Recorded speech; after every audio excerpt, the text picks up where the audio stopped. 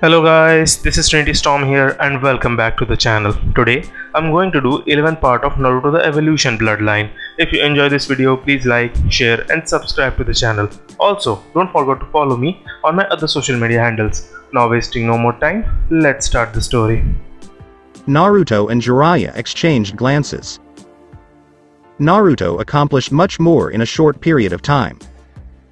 What are you talking about, Gigi? Who will be your replacement? And why am I compelled to accompany Ero Sennin over here? You should see my class. Sarutobi turned to both of them, sadly, ignoring Jiraiya's complaint about the nickname. Naruto-kun, you should be aware that I am quite elderly. I was never meant to take up the mantle again. I'm not senile, but my strength has deteriorated over time. It doesn't bother me, but it is a fact. As a result, we require a replacement. Knowing how free Jiraiya's spirit Chans is, and knowing that if he became Hokage, he'd be castrated for peeping, I chose someone else. Jiraiya's eyes widened as he realized who the old man was referring to. So you'd like us to bring her back? Despite the fact that you know how much she despises this place. The elderly Kage nodded. Yes. I know how much she despises Konoha, which isn't entirely unfounded. Tsunade, however, has always been Tsunade beneath the layers of sadness and hatred. She simply needs to recognize it. I believe Naruto-kun will be of assistance in this regard. After all, they exhibit nearly identical behavior, don't they? Particularly when it comes to perverts. Jiraiya gulped, recalling what Naruto had done to him when he discovered Jiraiya peeping in his Hinata time. The Sennin couldn't move for the rest of the day until Hinata and Haku healed him. Oh, he'd learned his lesson: never, ever annoy the blonde war machine. Naruto exhaled a sigh. He didn't like it, but his Ji-san had asked him to, so he would comply. Hello, Gigi. But you'll be the one to tell Hina-chan how long I'll be gone. As Sarutobi paled, Naruto smirked. Jiraiya laughed loudly as he saw his mentor turn white in the face, knowing he wasn't the only one who feared the lavender-eyed Kunoichi. At the very least, Naruto expected Hinata, Haku, and Tenten to receive their idols. Someone knocked on the door just as Naruto and Jiraiya were about to leave. Sandame opened the door, revealing a messenger Nin, usually academy dropouts who however manage to learn how to move at high speeds and defend themselves adequately. They are used to transfer important messages from one place to another. They have sworn several oaths and carry several seals that ensure the safety of the messages they transport. Your presence is requested by the council. Hokage-sama. The presence of Uzumaki Namikaze-sama is also requested. They'd like to talk with you about a few new developments. Do you know where Higurashi Tenten is, Uzumaki Namikaze-sama? So far, she has escaped detection. The messenger Nin spoke up. Naruto cursed, knowing full well why he was summoned by the council. Sarutobi snubbed the messenger and turned to face Naruto, his face solemn.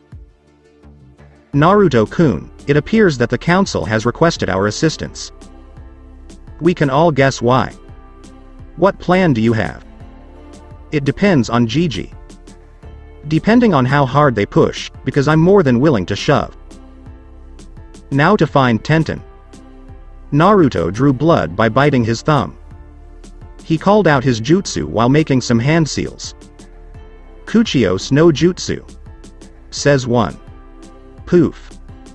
A gray-colored, medium-sized fox appeared. It bowed to the three in front of it and addressed Naruto. I have a message for you, Naruto-sama. Shizukani Taiyo-sama would like to be summoned here at your convenience. Ideally, in a secure location. Sir, what are your orders?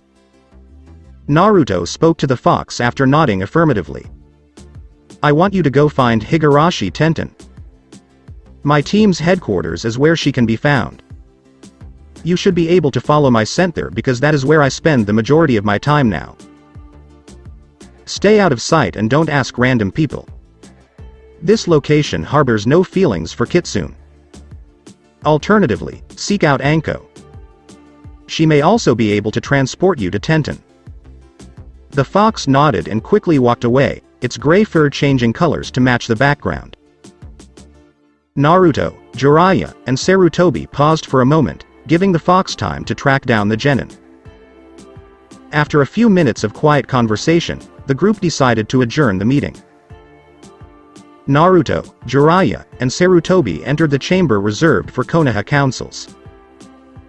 The entire civilian council had already been assembled, while the shinobi part had apparently only recently been notified. Sarutobi, Naruto, and Jiraiya cursed the council and their stupid games of power. A large, pig-like man approached. The councils are now in session, and the civilian council. Denied. The councils are not meeting. The shinobi council has only half of its members assembled. As a result, we'll have to wait for the rest. The council member was chastised by Sarutobi's stern voice.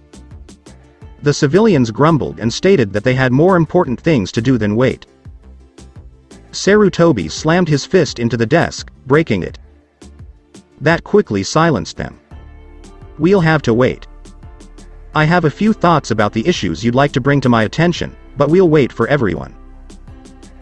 After all, 3 seats aren't handed out every day, is it? The blessed silence has returned. Of course, this did not last long as the civilian council exploded with requests and questions.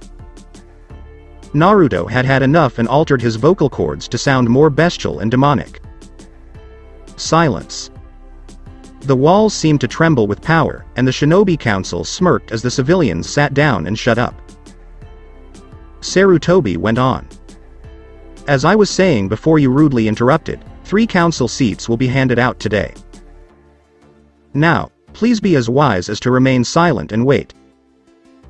Though I doubt you're that intelligent, thought the elderly Hokage. The entire council took several minutes to gather. As the pig-looking council member attempted to rise and speak, Sarutobi used the opportunity to alter the political balances. Is it correct that the entire shinobi council attended the Chunin exams? Then you're all aware that Naruto-kun has claimed to be the son of Namikaze Minato and Uzumaki Kushina. I went ahead and matched their blood, and it appears that it is correct. As a result, there is no point in debating whether Naruto-kun will be given his inheritance here. It has already been completed. Who on the Shinobi Council supports Naruto-kun assuming his rightful place on the council? The majority of Shinobi clan heads raised their hands. Naruto proved beyond a shadow of a doubt that he was loyal, at the very least to the Hokage and, by extension, to Konoha, while some chose to oppose him in order to maintain the balance. As the civilians erupted in rage and fury, Sarutobi smirked. Silence or I'll evict you. The civilians remained silent, knowing that upsetting the Hokage at that time would be extremely foolish. They could all detect hostile emotions when they saw them, and he only appeared to have them when they were looking at him. Because the Namikaze and Uzumaki clans have always been shinobi clans, I don't see why civilians should have a say in this. After all, it is a shinobi matter, just as many other things are civilian matters, as you have so kindly pointed out to meddling old fools like myself. Now, please stop talking. Naruto-kun now holds the Namikaze clan's seat by virtue of parenthood, as decided by the Shinobi Council. He also inherits the Uzumaki clan seat as a result of his parentage. Naruto-kun, please take a seat. Naruto gratefully nodded and sat down. The most powerful politicians were already plotting how to influence Naruto. After all, he had progressed from Jinchuriki and bastard son of a Kage to Jinchuriki and legitimate son of a Kage with an insanely powerful Kekkei Genkei and 2 council seats. Thank you for taking part in the betting. Sarutobi smirked again as he sensed a familiar pair of chakra signals approaching. He continued, taking a deep breath. Mitarashi Anko-san has now proven beyond a shadow of a doubt that she is a most loyal kunoichi of Konoha, as well as possessing her own powerful Kekkei Genkei. Any of the Shinobi Council members want to deny Mitarashi Anko a seat on the council? Sarutobi smiled evilly because there weren't enough people refusing her seat. Excellent. The Mitarashi clan now has a seat on the Shinobi Council thanks to Mitarashi Namikaze Anko. The announcement elicited a wide range of reactions because it was completely unexpected. Naruto rose to his feet. Shut up or my Nei-chan will kick your asses. Anko is my sister because I adopted her into my clan. There is no law that prohibits me from doing so because I am a legal adult. During her initiation, she was freed from Orochimaru's cursed seal, breaking any and all possible, imaginable, and unimaginable links that could or would lead Orochimaru to her. During that time, she also acquired a Kekkei Genkei, which is similar to mine but weaker and has a different focus.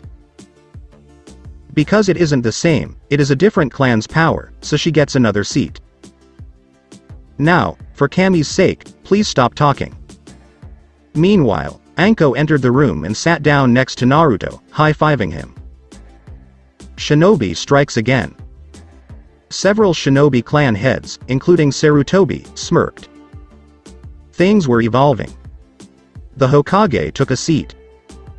You may now address the council member. What were you going to bring to our attention? I recommend that you hurry because we all have more important things to attend to. The man then looked around for assurance, looking at a few people.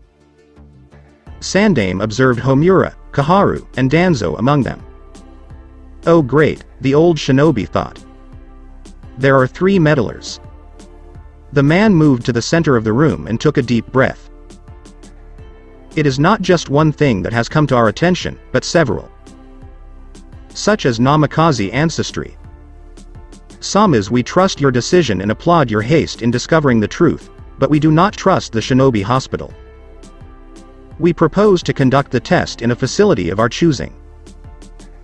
Denied. It has already been completed. Furthermore, if he is not the clan heir, I will have you surrender to him all of your assets, both within and outside of this village, as reparations, and then throw you in jail to rot. Move on. Sarutobi's cold voice pierced the man like a white-hot poker through a snowball. The man went on, desperately trying to save face. Yes, ahem. Accepting that he is the Namikaze heir, we have discovered several things. Among them is the ability to create high-grade weaponry through the use of sealings. We are aware of this, so we have decided to seize the weapons and turn them over to Danzo-sama for investigation and analysis. If he is unable, you're a jerk.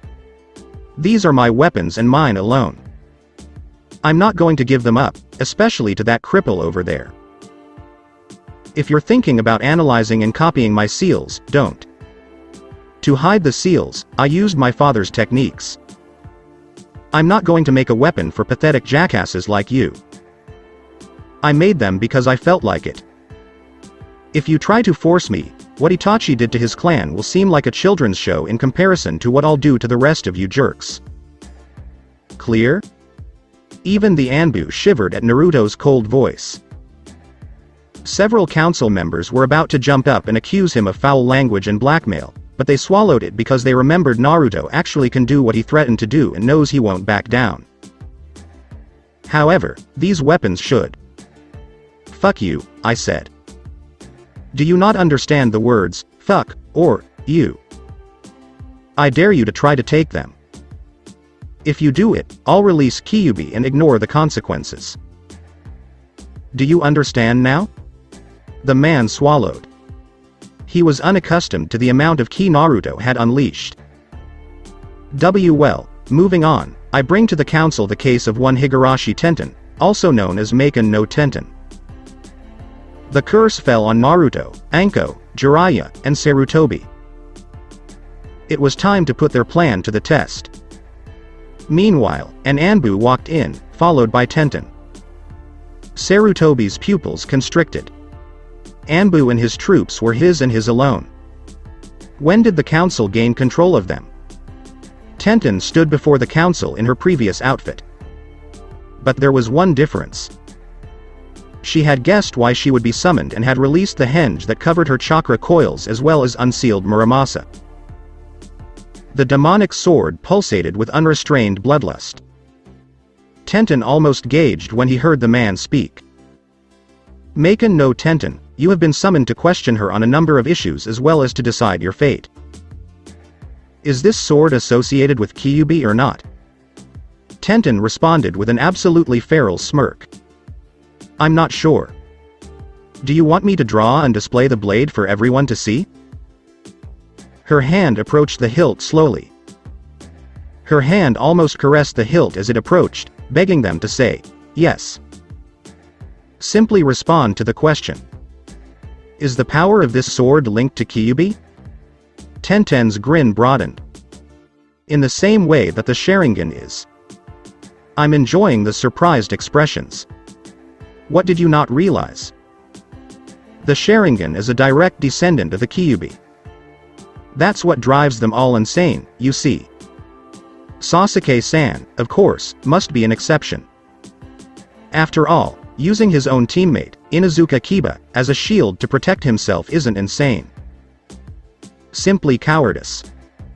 The majority of the Shinobi Council was disgusted. Only two people did not. Sume and Hiyashi. Sume, on the other hand, had a furious expression that would make Kyubi look cute and cuddly. "Niece. I like that dog lady. Could you please introduce me to her?" Kyubi inquired via the mind link. Anko and Naruto chuckled, half groaning. Naruto, on the other hand, burst into tears quickly. It had served as a reminder for him to return to the task of forming a body for Kyubi. Meanwhile, the council was attempting to get things back on track. Tenten made the decision to save them from further humiliation. "Yeah, I admit it. Muramasa is related to Kyubi. It is, however, a one-of-a-kind event. Muramasa has the ability to transform chakra into yokai. However, things aren't quite that simple. To use Muramasa, you must first pass a series of physical and psychological tests. I have sworn to keep them private, so no matter what you say or try to do, I will not share them. Furthermore, if Sasuke attempts to take Muramasa by force, whether directly or indirectly, Muramasa will reject him. If that happens, well, you don't want to see it." A member of the council stood up. "You're so bold. Your sword should be given to Uchiha-sama. You're going to give that sword to..." Tenten's sword poked gently at the man's neck, an aura of yokai surrounding the blade. "You will never again refer to Muramasa as that sword. If you do it, I swear I'll kill you. Understood? Muramasa has a name, which you will use." Tenten's aura lingered until Naruto stood up, approached her, and placed his hand on her shoulder, soothing her. The blood trail, on the other hand, would be there for a while. Inside, Muramasa laughed evilly. It was one of the abilities he inherited from his father, Kyubi. Tenten could command the yokai to explode and kill the idiot if that man said anything negative about him or his wielder again. The previous council member chose to speak again after calming down. "Whatever that excuse me, Muramasa has told you, it should be handed over for inspection or to Uchiha-sama. Furthermore, if someone like you pass the sword's tests, Uchiha-sama will have an easy time." Naruto burst out laughing. "You make it sound as if a sword cares about the Sharingan or the name of a long-dead family. Don't worry, neither do I. Muramasa cares about very few things that you can understand, and from what I've learned from Tenten-san here, he despises copycats. They have no pride, he claims. This time, the Uchiha's Sharingan will not save him." The council moaned. Danzo took advantage of the opportunity to speak. To be able to master a sword as obviously powerful as Muramasa, Higurashi-san must be a very powerful person. As a result, I propose that she receive additional training from me. After all, I've trained a number of formidable shinobi over the years. Tenten interrupted him. Not even in your wildest dreams, you filthy pedophile. You don't want me, just my control over Muramasa. If at all possible, just Muramasa. Unfortunately for you, that is not going to happen, so you want to obtain both the shinobi and the sword at the same time. Everything is visible in your eyes. Excuse me, Naruto laughed. Tenten will not be separated from her sword, no matter what. It's pointless to argue about it any further. Is she now free to go? Homura stood up. No, I'm afraid. Tenten-san demonstrated a secondary chakra coil system, as Hyuga-sama attested. He pointed at Hiashi, prompting Naruto, Anko, Jiraiya, and Sarutobi to growl at him. As a result, I believe the council should advocate for Tenten's marriage to Uchiha-sama. He is the last of his clan and can have as many wives as he wants, overriding any previous engagements, as long as they have something to offer the clan. He retains that right as the last heir of one of the village's two building clans. Naruto's voice was harsh. In this instance, he doesn't. Tenten is a retainer of my clans, no one could miss the plural in that word, and thus out of reach. Her sword is also a Namikaze clan relic and is not for sale. In other words, if he wants Tenten-san to be his wife and I object, which I do, he will have to face me in single combat. A fight in which, trust me, I will not hesitate to kill him. Of course, he might want to fight Tenten-san, but given Muramasa's strength, I doubt you'd want him to. After all, Sasuke-san can barely fight a Junin, but as many Anbu will attest, Tenten-san slaughtered several beastmen and the Junin who supported them in one fell swoop. Not to mention that she destroyed one of the 3 summoned snakes at the gates in front of many witnesses only minutes later. The decision is yours. Naruto grinned. The civilians had withdrawn to discuss a number of issues. Naruto was being assessed by Hyuga Hiashi, Homura, Kaharu, and Danzo. They resumed their walk after the council had concluded. One of them, who appeared to be the bravest or most foolish, decided to speak up. Tenten-san will not be married at this time, but we reserve the right to do so in the future. No. If you try to control her again, I'll kill the first idiot who suggests it. The next jerk who suggests it will wish I killed him. You have no legal standing. Period. The man realized they couldn't control Naruto when he looked into his cold eyes. Not now, and never again. Not in that sense. At that point, his greed overrode his logic, and he continued to speak. Be careful what you say, child, or you could be arrested for high treason. Anko laughed and asked him a logical question at that point. And how in the hell do you think you can keep him imprisoned? Brat is faster than Oroteme, stronger than Tsunade, and almost any katana would shatter on his body. Add in an insane Kekkei Genkai and a demon. Are you certain you want to say such things? The man gulped but kept going. All things considered, Uzumaki Namikaze Naruto, you are subject to the CRA and will be betrothed to several young women selected by this council. Kyuubi laughed evilly inside as Naruto twitched. Nara Shikaku blinked open his eyes and looked around. He wasn't going to miss this show even if it meant losing 10 minutes of sleep. Naruto glared angrily at the council. Would you mind running that by me again? I don't believe I heard you correctly. I said. This council will choose several young women for you to marry. Such as the Haruno family's daughter, who is a wealthy merchant and would aid in the restoration of your clan, or the Yamanaka clan's heir, whose powers would strengthen your Kekkei Genkai. Naruto was twitching invisibly. They didn't. They simply did not. Hiashi rose to his feet. I also propose that you marry Hanabi, my daughter.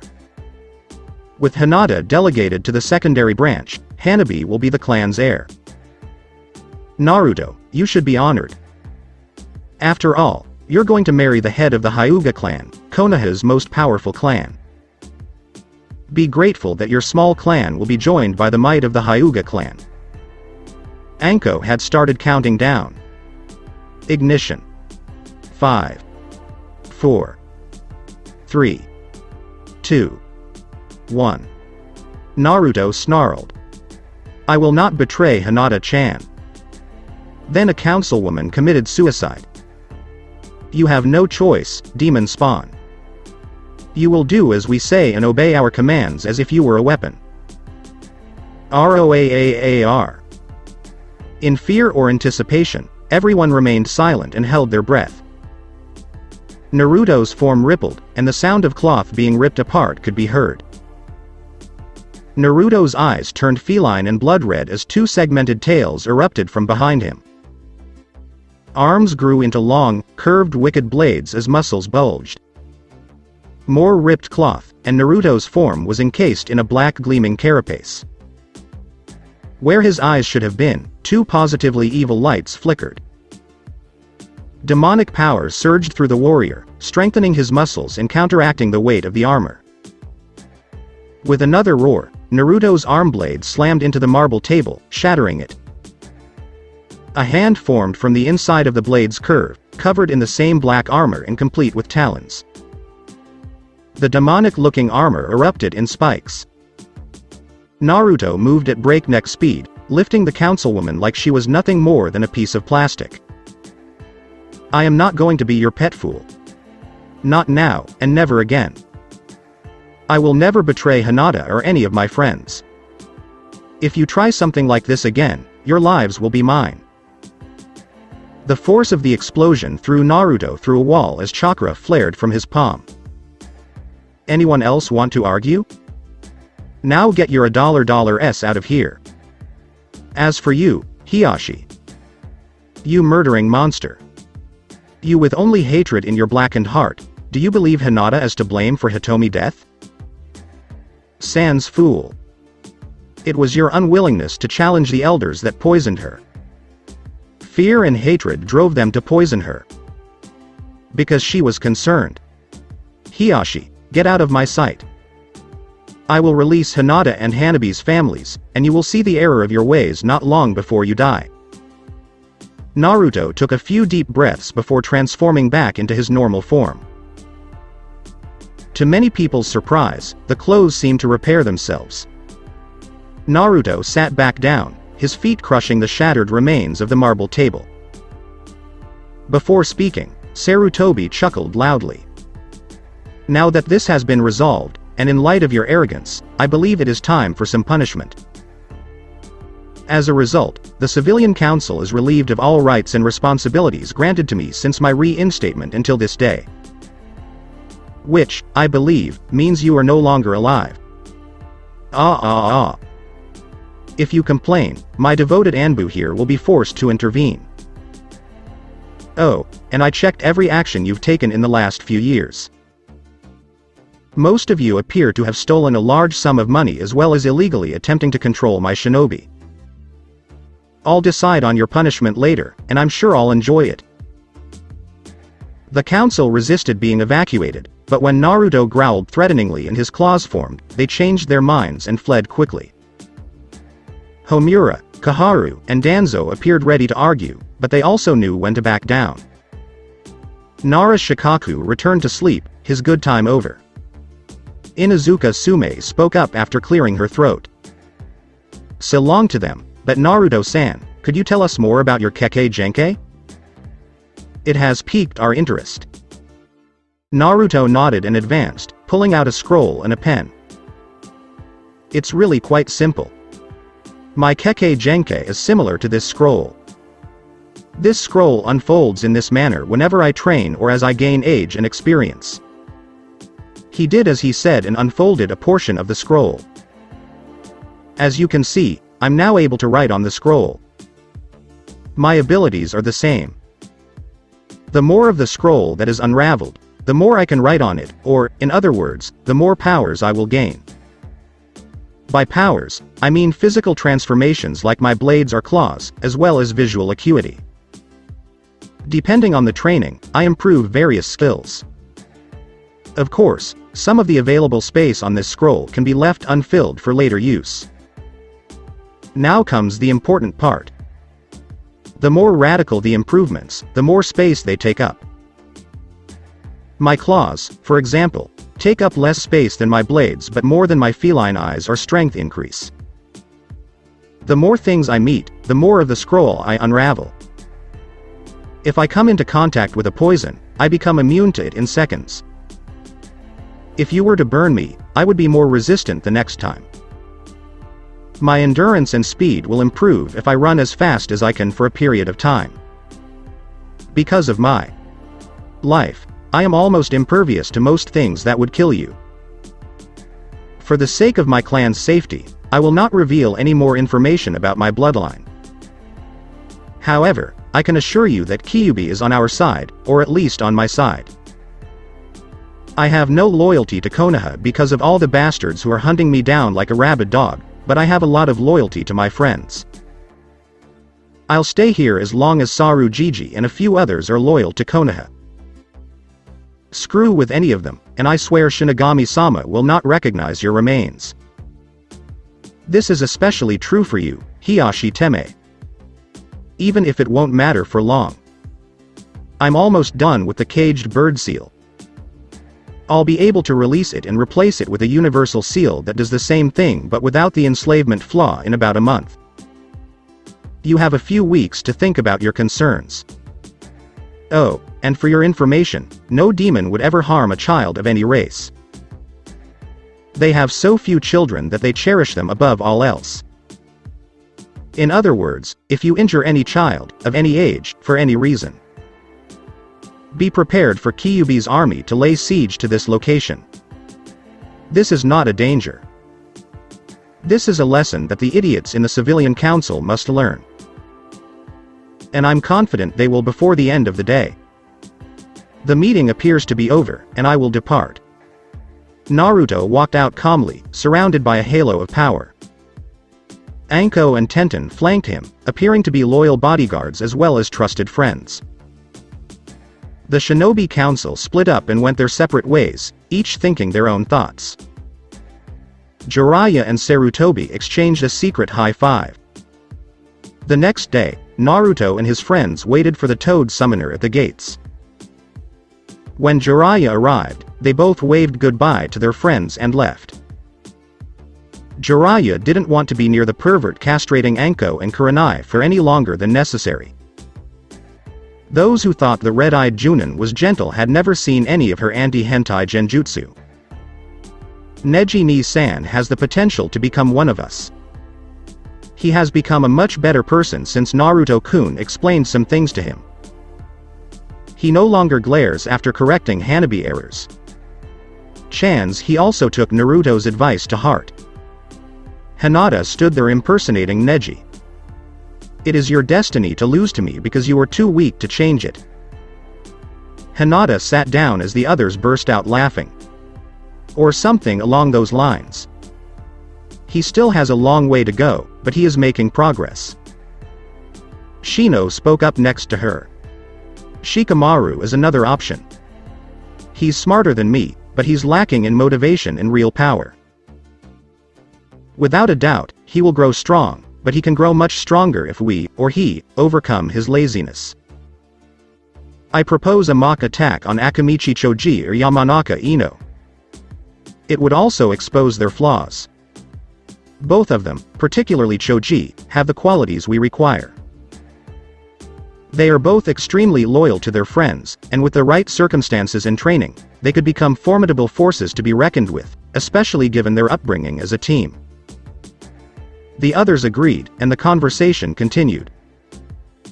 Two cloaked figures with red clouds on black backgrounds on their cloaks and large straw hats on their heads entered Konohagakure no Sato from another part of the village. The two figures walked in, putting the guards to sleep with a flash of crimson eyes. Later, they would be joined by Hitaki Kakashi, Maeda Gai, Yuhi Kurenai, and Sarutobi Asuma. The Hokage and several Anbu units arrived after the two villae, later revealed to be Uchiha Itachi and Hoshigaki Kisame, escaped. Hitaki Kakashi was publicly humiliated for failing to stop the two missing ninja despite possessing the legendary Sharingan. Nobody noticed Sarutobi's and Kakashi's hidden grins.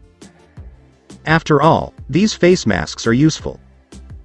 Naruto found himself in a small hotel room a few days later, practicing chakra control. Kyuubi believes he will never be able to match, say, Hinata's control, but he can improve it in a different way. Naruto would never be able to limit his chakra output sufficiently for delicate procedures, according to the old Biju, so why should he focus on it? Instead, he could concentrate on being able to control and unleash a large amount of chakra. That would theoretically improve all of his jutsu because he'd be able to maintain them for longer and pump chakra for more damage rather than size, as is usual. So Naruto would spend his time in quiet meditation, his chakra surrounding him like a gentle shroud of power. The elderly pervert had long since left with a woman who had made a pass on him.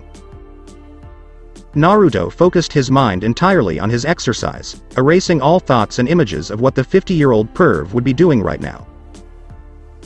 He attempted to compel the shroud to form an armor around him, a thin, compressed layer of protective chakra. In theory, he should be able to protect himself from chakra-based attacks in this manner. He might even be able to use Kyuubi's Yukai without too much difficulty. Naruto sighed and mumbled about the old pervert being dumped and his wallet being stolen when he heard a knock on his door. When he opened the door, he noticed a vaguely familiar face.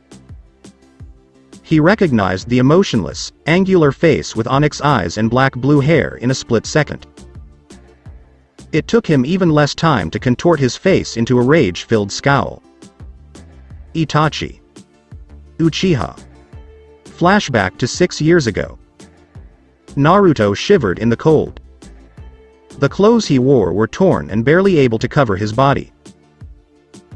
He was looking through the trash for something he could use, such as clothes, food, or a knife to help him hunt something. He could also try begging, but he was certain that no one would help him. He wouldn't do it even if they did. He was too proud for that. After all, he was going to be Hokage. No Hokage would beg unless it was for the benefit of others. He heard footsteps behind him as he rummaged through the trash in the side alley. It was late, too late for normal people to be out shopping or visiting friends. A female figure walked down the street, whistling a carefree song. Naruto dashed for cover, unsure of who this person was but unwilling to take any chances. Loneliness had taught him that. She was returning home after visiting a dear friend. They spent a little too much time gossiping, but no harm was done because her husband and sons expected it. After all, she didn't get out of the compound very often, so it was a great opportunity to catch up with her friends. She was holding some bags, hand-me-downs from a friend, and some cakes she knew her sons would enjoy. Her son had outgrown them, but they were perfect for her youngest son. They were also in such good shape that he could use them when roughhousing with the other kids in the yard.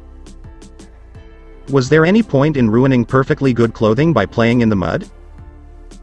She was walking down the street when she heard the sound of small feet running and slamming into things. She would not have known if it hadn't been for her eldest son's shinobi training. As a child, he had played enough pranks on her, at least until the Hokage took him away for personalized training and instead killed his personality. Motherly instincts kicked in, and she moved to the sound. No child should be outside in the middle of the night, barefoot. As she entered the alley, she noticed a child shivering and desperately trying to cover himself with some cardboards. However, his shivering made it impossible, so intense it was. The woman moved slowly, so as not to disturb the child, until she came across a sight that scared her. A child, no older than her son, thin and obviously starved, shivered, desperately trying to cover himself with the ripped remnants of his clothes. His head was covered in dirty blonde hair, and his eyes were the deepest, most shocking cerulean blue. 3 fox-like whisker marks were etched on his cheeks. The woman was perplexed. Her husband and clan members warned her to stay away from the child because of his burden, referring to him as Kyuubi reincarnated. He didn't look like Kyuubi right now, just a scared, shivering child. For a split second, she was torn between duty and instinct before reaching down to the child. Naruto was terrified because he had been discovered. He was alone because the masked people were not present. He refused to whimper or cry because he knew it would only make things worse. As the hand reached down to strike him, he simply stared defiantly. Everyone else did the same thing. His cheek was gently caressed by the hand. A voice came, calm, without hatred, caring, similar to but also distinct from Gigi's. So different. Like the voice he heard other children listen to as they were escorted to the park by the women. "Hello there, kid. Aren't you chilly?" Naruto simply looked at her, blinking. Did she just express concern for him? Hi, I am. But I don't have any clothes, so it's fine. I'll just have to wait until the sun comes up. The woman's eyes were clouded with rage. No child, demon or not, prisoner or not, should ever be forced to go through this. She smiled at him and put her hand in the bag after realizing her rage had scared the child. Naruto was terrified. She first shows concern, then becomes angry, then smiles and puts her hand in her bags. She was going to pull out a knife and hurt him just like the others. He tried to cover his most vulnerable spots by backing up as far as he could away from the woman. Her frown was back, as was the anger in her eyes. She intended to harm him. She was pulling her hand from her bag and dragging out a shirt. What's that? A shirt? What about a knife? What about a stick or a stone? Come on in, little one. You need this more than my son, who has plenty of shirts to go around. Why? The curious response came from the child. I don't think Sasu-chan needs all these clothes. He'd probably ruin or tear them trying to imitate Ida-chan. Aside from that, I can't stand seeing a child like this. Naruto put on the offered shirt, followed by some trousers and shoes. However, everyone else seems to enjoy seeing me like this. The lady frowned. They're probably just idiots. Don't worry about them. Just keep improving and changing their minds. Naruto smiled broadly at her. Believe it or not, I'm going to be Hokage someday. Then everyone will like me. The woman laughed as she handed him a cake. Tonight, eat well and sleep well. You could end up as Hokage Naruto-kun. Naruto realized something as the woman turned around. How did you find out about me, and who are you? Naruto-kun, everyone in the village recognizes you. Uchiha Makoto is my name. Naruto-kun, I'll see you tomorrow. That was Naruto's last encounter with Uchiha Makoto. Later, he discovers she'd been murdered alongside her clan. By her own son. Flashback concludes. Naruto's fists tightened and sped up, surprising the person in front of him. Uchiha Makoto no Kataki. Uchiha Makoto's revenge. Crash. Wham. Itachi was not a man who was easily surprised. He had high hopes for Naruto when he revealed himself. Anger, most likely, fear, and an attempt to flee are all definites. Instead, he was punched in the gut by an incredibly powerful punch. Even though he used his chakra to reinforce his stomach and twist himself to avoid the worst, the punch nearly ruptured his spleen and sent him through a wall. Kisame surprisingly blinked a few times. When Naruto stepped outside, he felt compelled to scream in terror and flee, such was the child's rage. The chakra then appeared, and if it hadn't been for Samahata's thirst, he would have fled. That jerk had a few of his own. Imagine seeing Goku in SSJ3. You'd want to flee as well. Itachi shook his head and turned to face Naruto. It was one of the few times in his life that he had been scared. He tried to speak, but his chest was in excruciating pain. How? How dare you, you scumbag? You have no right to kill her. I'm going to kill you. Uchiha twisted and flared around Naruto, forming visible armor. Naruto's hands turned into claws, and his eyes turned into slits. His weight shifted forward as he balanced on the balls of his toes, a pair of segmented, bladed tails holding him up. He roared, his mouth turning into a muzzle, shaking the entire structure. Itachi was impaled by a pair of claws through his lungs and died as a result of the Sharingan's timely activation. He didn't have a chance to retaliate because Naruto's tail moved faster than a scorpion and stayed in Itachi's new position. The Uchiha traitor barely avoided being impaled by the blades, instead getting nicked at the shoulder, the force almost breaking his collarbone even with a light tap. A burning sensation warned Itachi that things would not be as simple as the leader had promised. Kisame moved behind Naruto, preparing to strike him with Samahata. That would both kill the brat and feed Samahata. Naruto's other tail moved with insane speed, knocking the blade to the side before rapidly coiling and uncoiling once, throwing Kisame back. Jamma Suruna. Do not infringe. Itachi moved with the speed and precision that had made him famous across the land. He moved to defend the incoming attack, drawing a kunai. Of course, saying it is easier than doing it. Itachi had faced numerous opponents throughout his life. Opponents who could use 3 limbs simultaneously or pelted him with ninjutsu while dodging. Nothing, however, had ever prepared Itachi for this. Naruto moved with a grace that would make any feline jealous, his bones bending to impossible angles.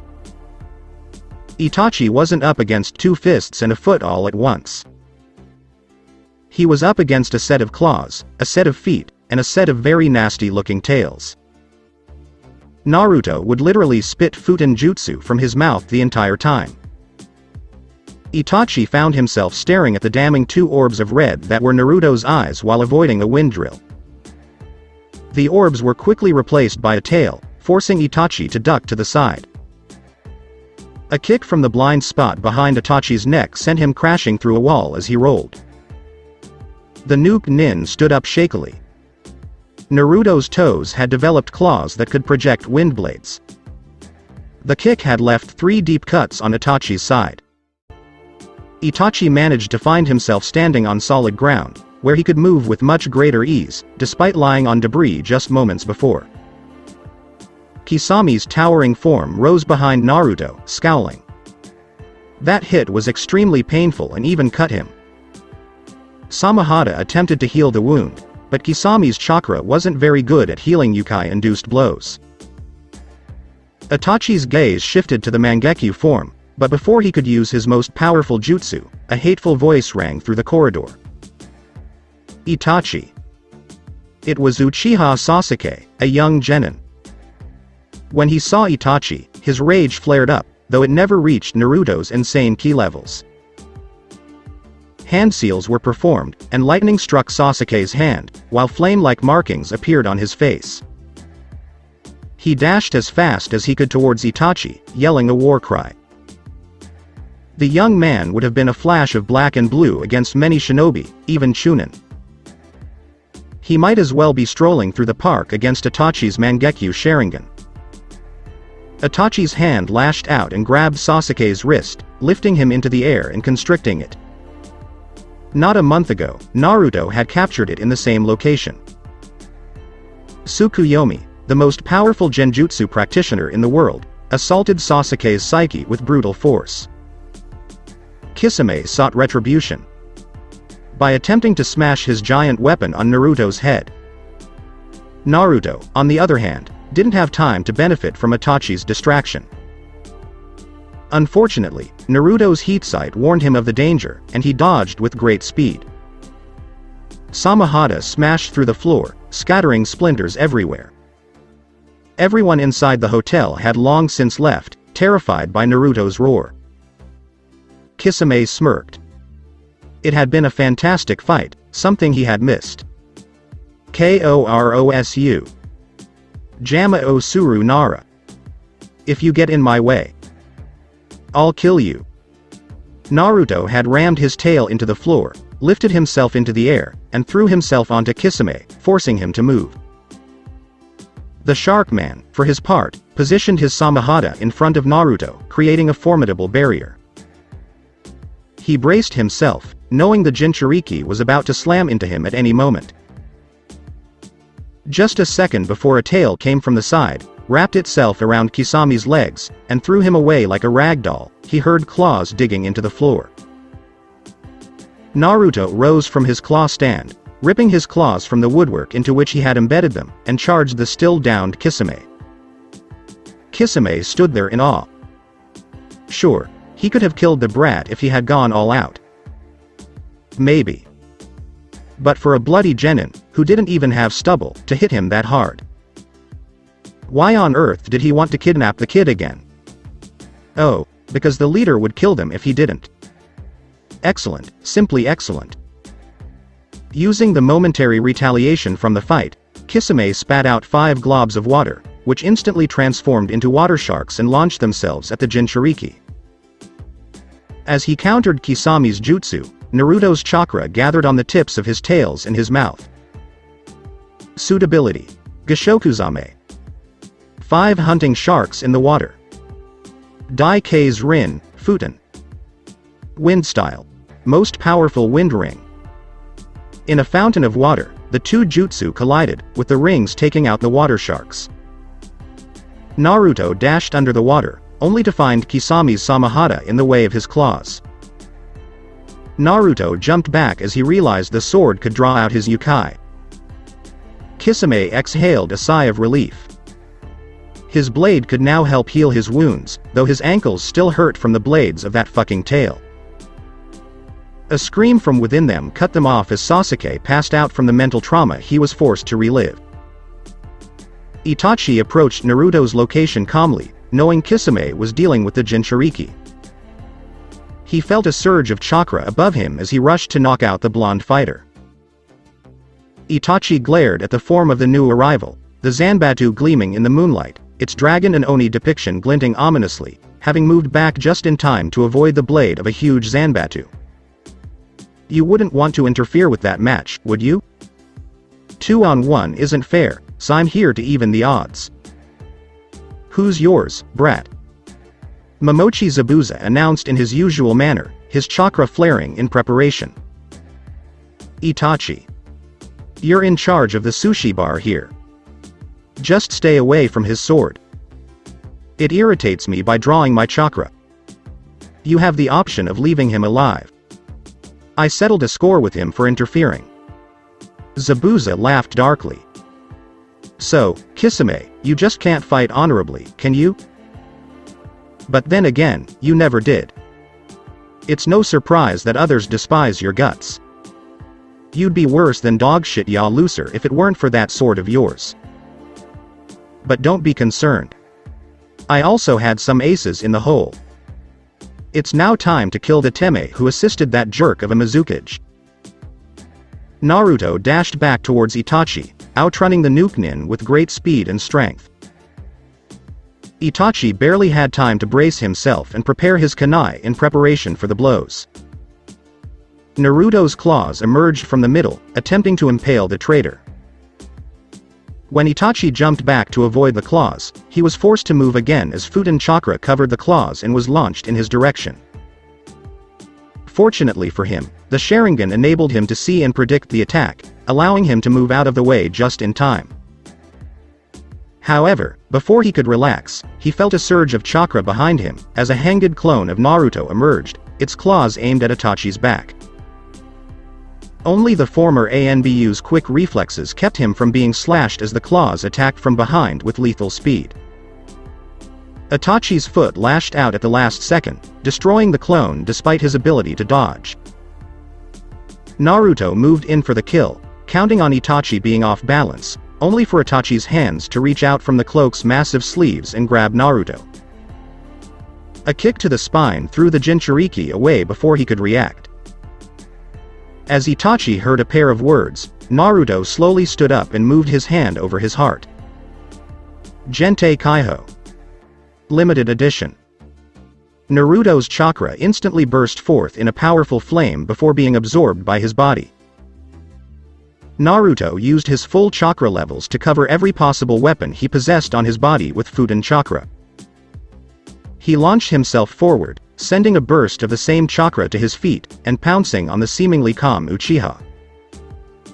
Itachi had rarely relied on the Sharingan's powers so heavily, knowing that they would bring ruin due to hubris and pride. This was one of those times when Naruto accelerated significantly, striking from every angle imaginable. Simultaneously. When forced to retreat, Itachi used several genjutsu, only to have them break on Naruto's Yukai armor. A few quick kaden were equally ineffective, not even scorching Naruto's clothes. Maybe he should use Suiten, but he couldn't because he didn't have Suiten affinity and there was no water nearby. Itachi clicked his tongue in annoyance, knowing he had precious little time before Jiraiya realized the trap and ran back, and prepared to use Tsukuyomi on the helpless Jinchuriki. He didn't have time to, though, because he was interrupted by a powerful fist, stronger even than Naruto's. The force of the blow nearly broke Itachi's body, and he was launched through several walls. Face first, as the hit had come from behind. Kisame was attempting to hit Zabuza with his Samahata a few wrecked rooms away. The former nuke reflexes nins had been sharpened to an insane degree by all the sparring with Naruto and Anko. Kisame wasn't moving fast enough for Zabuza's new reflexes. Zabuza spun on his left foot after ducking under an overhead, overextended swing, lashing out with his right to trip Kisame. If that didn't work, Zabuza's trusty Zanbatsu was leveled on the shoulder to deal with the shark-faced Akatsuki. Kisame shifted his Samahata out of his line of sight just in time to see the approaching foot and blade. He relaxed by leaping back, out of reach of the blade. Zabuza simply shifted his weight, spinning again, this time with his blade pointing upwards in an attempt to sever Kisame. Kisame dodged again, just in time to avoid becoming sushi, but Zabuza turned his rising strike into a leap followed by a downward slash. Kisame grunted as the force of his own sword struck him in the face, having managed to place his monstrous sword in blocking position just in time. He jumped back and pointed an accusing finger at the smirking Zabuza. "What the fuck is the matter with you, Zabuza? How did you get to be so strong and fast? I'd have beaten your sorry $1 to the ground by now if it hadn't been 3 years." Zabuza laughed darkly. When Naruto is your sparring partner, it's only natural, given that he doesn't know what the term, hold back, means. He even calls his training regimen, buckle up or die, and I can attest to both buckling up and dying. If you don't go fast enough, he'll have your head. If you don't last long enough, he'll have your head. And if you hesitate, guess what? He'll have your head. He's going to get your head. You're nothing compared to that wonder brat over there. Red-eyed and moon-eyed girls, for crying out loud, give me more trouble than you. But you've always been a wimp. Zabuza smirked evilly. Kisami's emotions were uncontrollable, and he had no regard for Kunoichi. Hearing that a pair of Kunoichi caused Zabuza more trouble than the arrogant nuke nin would enrage him. And, as Zabuza was well aware, losing your cool means losing your head. The blue-skinned shinobi, predictably, lost his cool. He sped through many hand seals, depleting a large portion of his reserves, before calling out his jutsu. Daibakufu no Jutsu. Sweden. Water style, a fantastic explosion technique. Kisame spat out a small lake in the shape of a highly pressurized geyser, opening his mouth wide. He may not have had the Nidaime Hokage's expertise with water, but he had far greater reserves of chakra. Zabuza, on the other hand, had recently encountered the same jutsu and knew what to expect. Instead of fleeing or preparing a defense, he drew some water from his Zanbatsu and responded with an offensive jutsu of his own. Suigetsuzen. Suigetsuzen. Water/style. Crescent moon. Swinging his Zanbatsu, he released a very thin line of extremely high-pressure water in the shape of a crescent moon. The technique split the incoming blast in half and hit Kisame in the waist, nearly severing him. Kisame, for one, couldn't believe he was being defeated. What good is a chakra-absorbing sword if he can't absorb his opponent's chakra? While most people would have tried to improve themselves to compensate for this flaw in their style, Kisame simply blamed his sword for not being strong enough.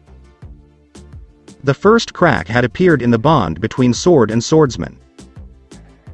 Zabuza sped up, the sword held to his side in striking position, not wanting to give Kisame any time for his sword to heal him.